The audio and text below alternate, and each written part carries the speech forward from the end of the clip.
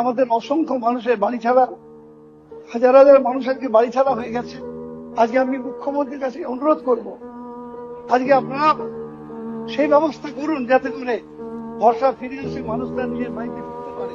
প্রথমত আপনি বলেছেন মুখ্যমন্ত্রীর কাছে, সরকারের কাছে আবেদন করেছেন ঘর ছাড়াদের বাড়িতে ঢোকাতে হবে। আমার তো ঘর ছাড়া কেউ আছে বলে জানা নেই।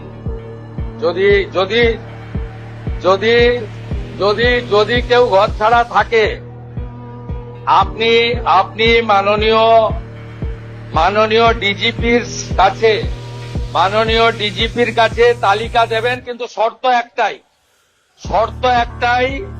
ওই ব্যক্তির বিরুদ্ধে 2021 সালে নির্বাচন পরবর্তী সন্ত্রাসের যে 12,500 এফআইআর হয়েছিল তার কোনো অভিযোগ নেই। একদম পরিষ্কার শর্ত, যার জন্য জাস্টিস মঞ্জুরা চেল্লুর নেতৃত্বে কলকাতা হাইকোর্ট যে কমিটি করে দিয়েছিল, সিট তৈরি হয়েছিল, ভবানী ভবনে টেম্পোরারি অফিস হয়েছিল, আপনি তালিকা দেবেন।